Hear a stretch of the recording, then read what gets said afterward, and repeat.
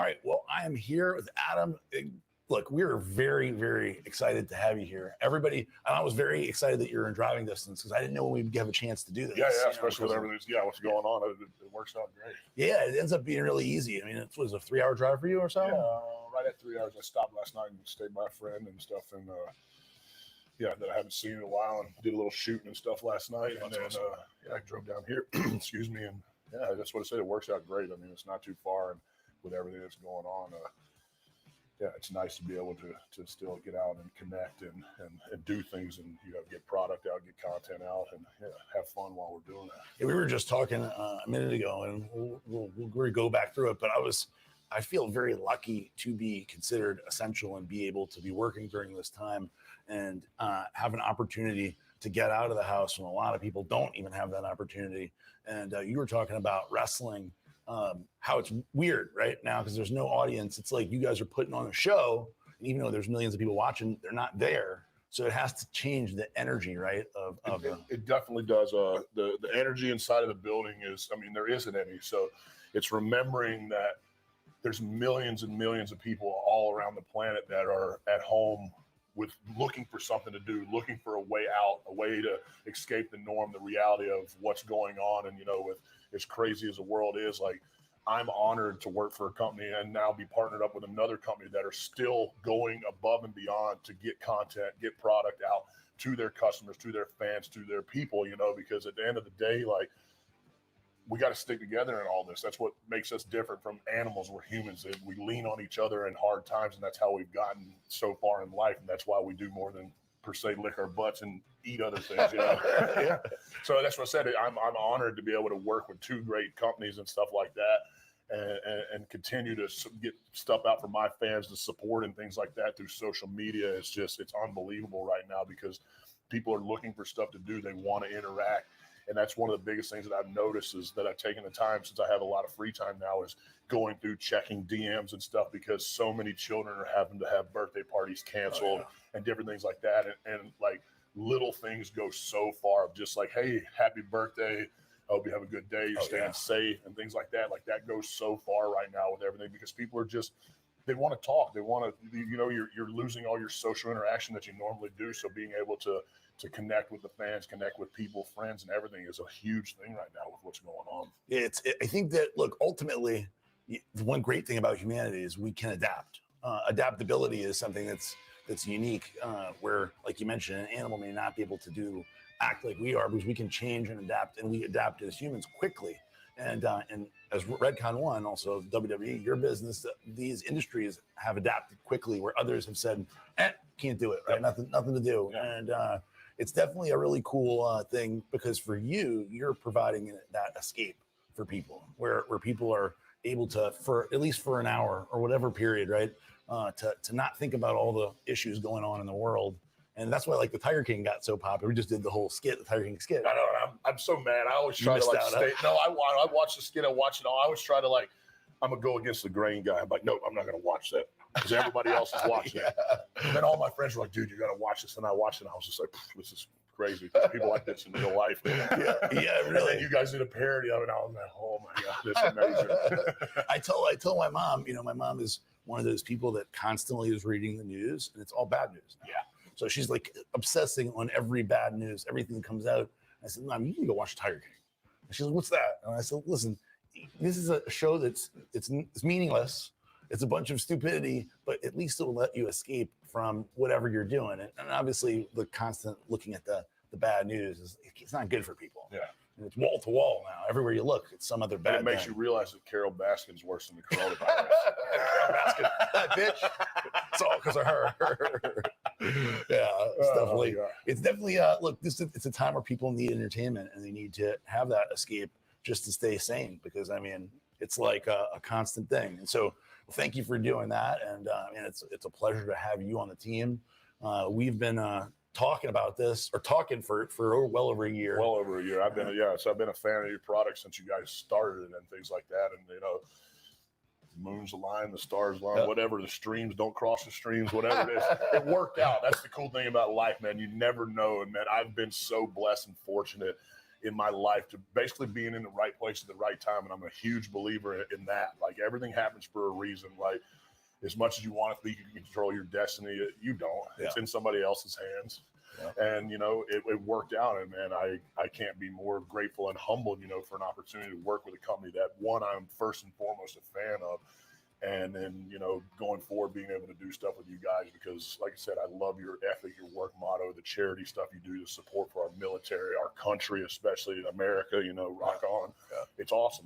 It's a partnership and a family that I'm looking forward to growing with. Yeah, so the first time I remember, thank you. First off, thank you. I know we're going to, that our brands, the Adam brand and Redcon are really like extremely tied together. Our customers or the people that I think are going to like Redcon are also fans of you. And I think we're going to have a lot of great synergy with it. And the fact that you love the products, that's a big deal for me because I don't want to pay somebody Redcon is too far along now. We're doing too well to pay somebody to give an endorsement if they don't love it. Yeah. And so really from almost every person that we've got is somebody that has either been taking the products, buying the products. I've been selling the products for quite some time. And then like things align and say, this is the right time to do something. And exactly. And I'm old school. I'm old mentality, hard work and everything. I'm not going to talk about and stuff that I don't like, that I don't enjoy. I don't want people that look up to me and respect me to be hoodooed because of what I do or who I am or what I say. Like when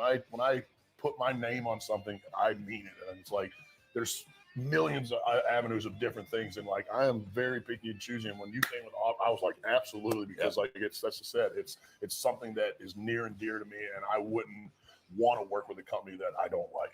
Yeah, no, I agree. And that authenticity shows through. So like the times in my business life where I've worked with somebody that they're just doing it for money, it never seems to work out. If look, money obviously is important, but if that's the only thing and you don't care about anything else, it's probably not going to be a good partnership from my experience. And I was thinking about this as we were walking around doing the tour before. I remember the first time that I saw you was when you were with Dallas. Dallas posted a picture. I think it was you, Ashley, in Dallas. I think, or maybe it was you and maybe it was you. You guys were out. We were out in Orlando. It was the first time that I met Dallas. Yeah, when it was Ashley and stuff. Yeah. We went out, had dinner, went out, had a couple cocktails that night and stuff. Yeah. I remember seeing the picture they posted. I was like, who the fuck is that giant guy?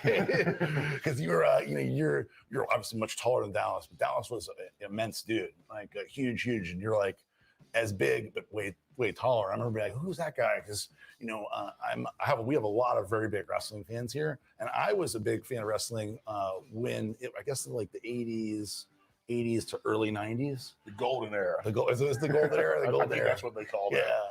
So I love that era because I've always been a big bodybuilding fan, and I've always been interested in building my muscles and getting bigger. And we had at that point in time, you had some really like tremendous physiques. I can't speak to the quality of their wrestling or their capabilities, but I looked at some of the guys like, damn, that guy looks awesome. I gotta get big like that. And then I kind of lost track of it.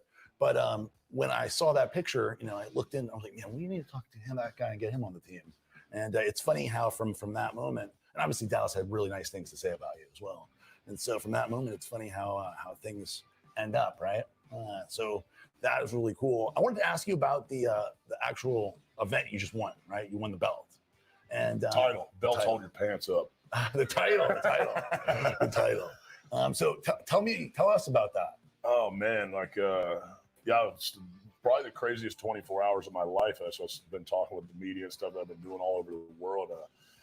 I was driving to see my family and, quarantine and stuff. I've got some land in Wisconsin and we were going to be shutting down for a while and everything. And I'd driven basically 20 hours into the 21-hour drive to get to Wisconsin. I got an emergency phone call from the chairman of the company and said, there's been some changes, been an emergency. We need you back in Orlando. I said, well, I'm in Wisconsin right now. They were like, well, there's already a jet in the air. Wow. Basically, they picked me up on barely more than a grass runway and flew me back down to Orlando and had an unbelievable opportunity to get in and work with an icon, a legend in the industry, Hall of Famer Goldberg, and came out the backside of that as the Universal Champion and stuff. And, that's all like I told just a minute ago, like being in the right place at the right time in life. And it's when an opportunity knocks, like you got to do more than answer the door. Sometimes you got to kick the damn thing off the hinges and, make a name for yourself and take an opportunity and run with it. And man, I've been very fortunate in life with outside of wrestling, everything else from my strongman careers and even like working on cars and stuff like that, man. Like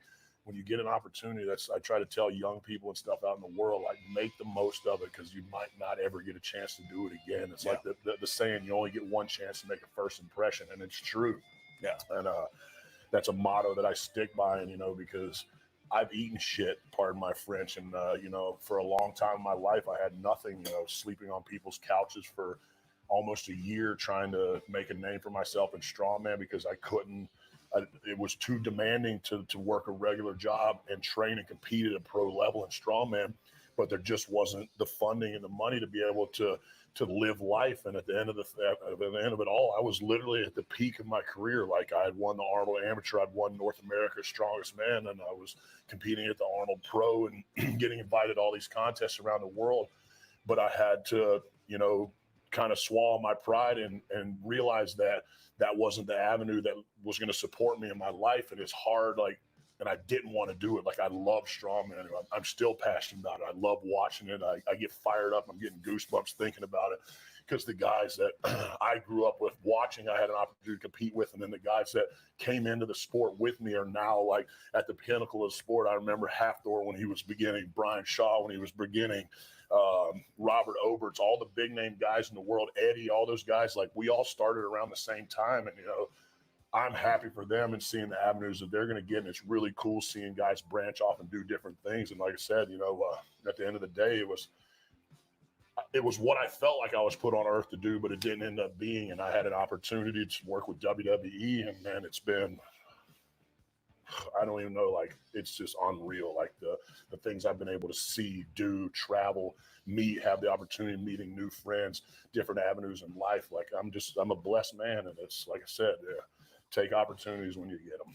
When we were doing the tour, we talked about how sometimes in my life that the worst things that happen, like you having to leave strongman and not being able to continue, if you had kept doing strongman and found a way to get a sponsor to make enough money to have food and survive, you wouldn't be here doing this right now. Exactly. That's what's said. Like, and it's the same thing. Like people always like, why am I not in the NFL and all this stuff? It's the same thing when I was younger.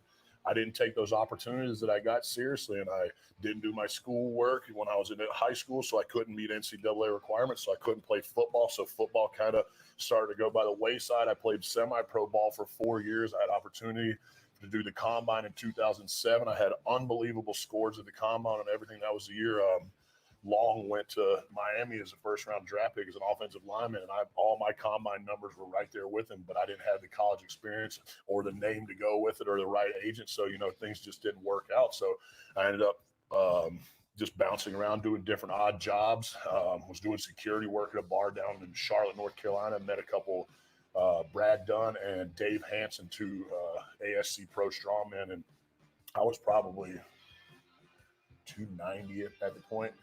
Pretty good sized dude, and they asked me what I did other than bouncing and stuff, and I said nothing. They're like, we do strongman, would you want to come out and try it? I went out and did it one day, and the first time I ever touched, I loaded a 360-pound Atlas stone to a 60-inch box the first time I ever touched it, and these guys looked at it, were like, dude, you could be good at this.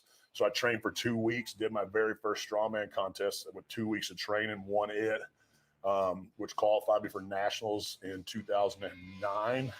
My second strongman competition was North America's Strongest Man Amateur Nationals. I finished 16th in the nation at my second contest, which got me a bid to the Arnold Amateur, which was my third strongman competition at the Arnold Amateur. I finished 17th in the world at that, and that was the year. I don't know if you remember Mike Jenkins. Yeah, of course. I knew Mike Jenkins very well. Rest in peace, brother. Yeah, very, very big influence in me in the strongman sport and stuff. That was the year Mike won it. And then I competed, did a couple more amateur contests. Had a really bad accident squatting in 2010 when I collapsed my arch because I used to squat barefoot. I walked out an 855-pound squat and stepped and popped, the arch went. So I had to take a hard road to get around that. Came back 2011. I won North America's Strongest Man. Competed Arnold Amateur, won that. I defeated, I think, 59 guys from 19 different countries that year. First pro show was USA versus Canada. I finished 4th at that. Then went to Giants Live in Poland. I finished 7th at that one at my second pro show. And then got ready for the Arnold in 2013 while talking to WWE at the same time. I told him I wanted to do this strongman contest before I decided if I wanted to sign with them. Had an unfortunate accident at the 13, tore a belly tear in my bicep trying to break the world record on the Atlas Stone. And then got healed up from that, went down July of 2013 and started with WWE. And by God, here we are now. Never look back. Never right? look back, man. You, as I said, take the opportunities and run with them when you're given them. I think that really is the difference between people in life who are, I hate to say losers, but somebody who's not doing well and somebody that's doing well is people who see every situation as an opportunity and take advantage of it or not. Because in life, there's always, like the coronavirus, right? Obviously terrible, everything's happening, but there is something positive you can get out of it. You may not be able to see it right in front of you, but if you look for that opportunity, and then when you find it, whether it's something little like deciding to use this time to take your health and your fitness more seriously, or changing your diet, there's always something to look for. So for me, I always think like when something's going bad, well, what's going to come good out of this? And I rather focus on that. And when bad stuff happens, I try to, block it out or make it as little in my mind as possible. And when good stuff happens, I try to make it as big and think about that. It's said that the glass half full or the silver lining. I got to a point in life where I was always the glass is half empty. Like, why, instead of like, man, taking a step back. And you're exactly right. I don't care what is happening. You can find a positive in something that's going on. And exactly like talking about with so many people being home and being out of work and things like that and going nuts. Remember at the same time, 6 months ago when even myself being guilty of, my God, I would just kill for a day off, because our schedule when I'm normally running with work at WWE, like we're 4 or 5 days, 8 days a week sometimes, and it's given me an opportunity to work on some stuff and do different things, like get out and do some gardening and doing things that I normally wouldn't do. Like I learned how to process the vet. I'm a big hunter. I learned how to process all of our venison from deer camp when I was home visiting in Wisconsin, where we made summer sausage and bratwurst and chorizo, Italian sausages, breakfast sausages, and stuff that I'd never done. So it sounds delicious. Yeah, and that's what I try to talk when I'm talking to people on social media, like, use this time as much as it sucks and you want to be able to go out and do these things. Learn something new, learn a new language, right? Learn how to write in cursive, calligraphy, something that you don't normally do. And it's like, I remember reading like these memes and all this stuff where people are like, oh my God, my kids aren't going to be at school. They're not going to learn anything. Well, teach them to do something. Here's an opportunity. Teach your kid how to change the oil on your car or bake bread or something essential. Right. Like a big thing for me, like if I was in my 19, 17 years old, thinking about going to college now, think about what's going on in the world right now. And maybe these degrees and things that you want to do aren't necessarily what you should be doing. Right. Instead of realizing like, hey, look, this is essential. This is essential. This is essential. Man, things like this could happen again going further in the future. And I don't want to be stuck with nothing to do. So it's all life lessons, man. Life is, if you don't learn something every day, you're not living. I agree completely. Adam, I want to tell you again, we are so proud and happy to have you on the team. And I know that we're going to do some really big things together this year and over the coming years. And I couldn't be any happier to have you on the team. Thank you, sir. Thank you, buddy. Welcome to the team. Thank you, sir.